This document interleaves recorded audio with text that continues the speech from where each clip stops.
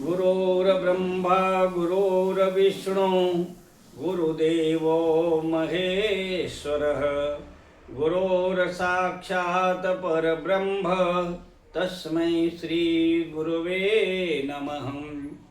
भक्तजनों, मेरा नाम बृजभूषण आर उपाध्याय, ज्योतिषाचार्य, यज्ञाचार्य, वास्तु शास्त्र विशेषज्ञ। भक्तजनों, सामुद्रिक अंक शास्त्र में 8 प्रश्न उत्तर हैं। पिछले मंगलवार को 4 प्रश्न उत्तर के बारे में जानकारी प्राप्त किए।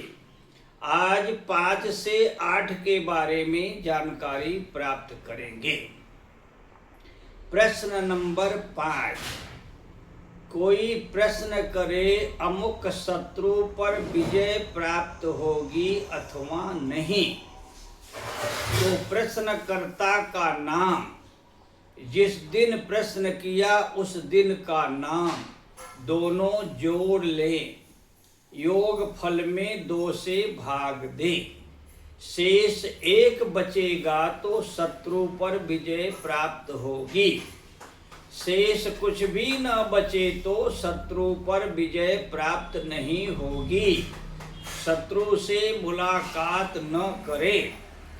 ऐसी अवस्था में हनुमान चालीसा या मंगल कवच का पाठ करेंगे तो सुरक्षित रहेंगे।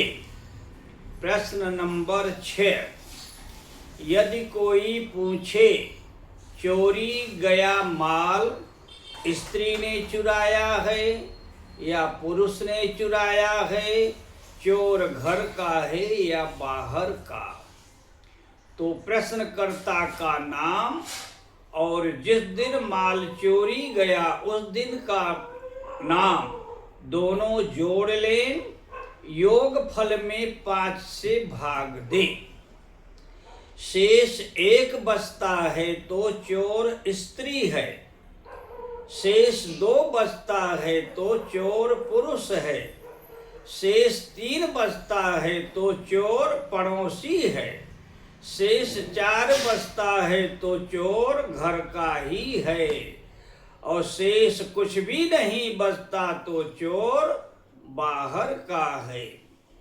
प्रश्न नंबर 7, यदि कोई पूछे अमुक रोगी कब ठीक होगा, तो इसमें प्रश्नकर्ता का नाम नहीं जोड़ना है, रोगी का नाम, और जिस दिन वो बीमार हुआ था उस दिन का नाम जोड़ लें और 4 से भाग दें।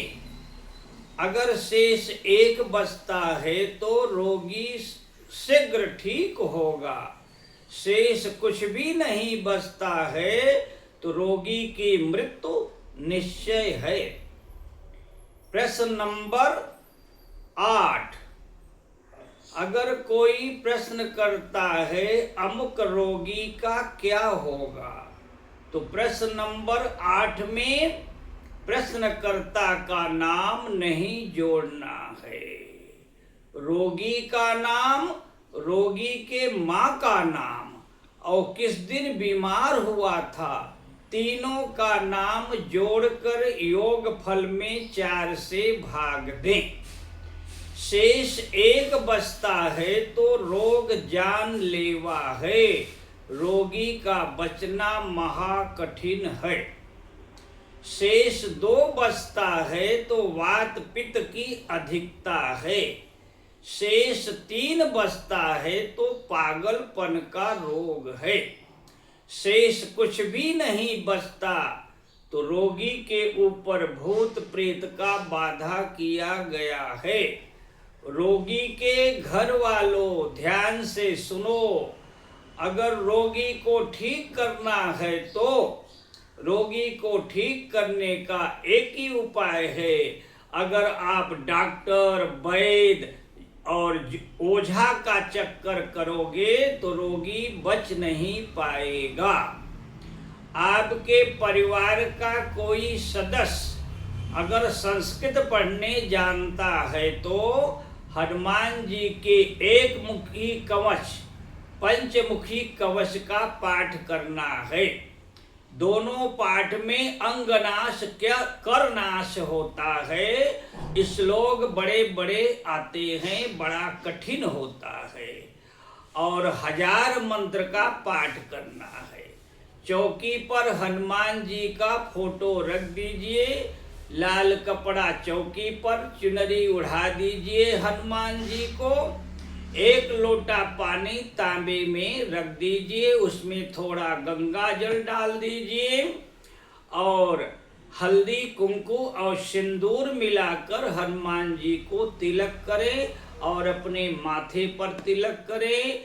घी या तिल का तेल जलाकर पूरब या उत्तर दिशा में बैठ करके ये पाठ करें।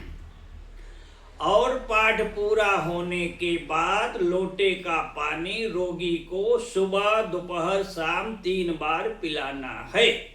और परिवार के हर सदस्य को 1 बार 5 बार 7 बार जितना हो सके हनुमान चालीसा का पाठ करना है 1 सप्ताह तक।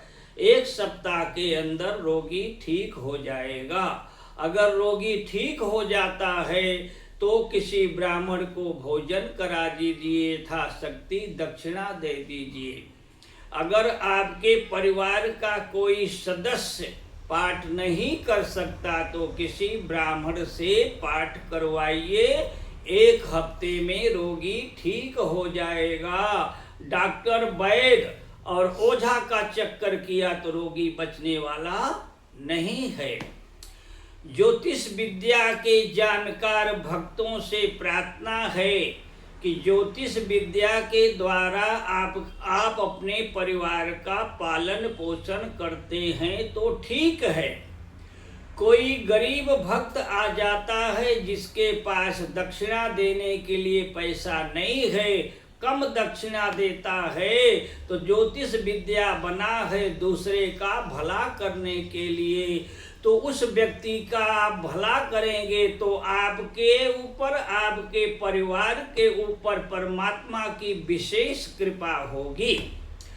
अगर ज्योतिष विद्या के जानकार लोग गरीब भक्तों की सहायता करेंगे तो आपके हृदय में परमात्मा का प्रागट्य हो जाएगा और जन्म मरण के चक्कर से छूटकर आप मुक्त आत्मा बन जाएंगे।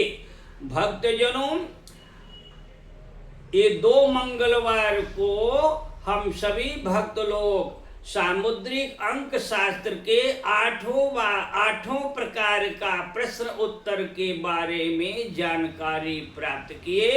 जय श्री राम।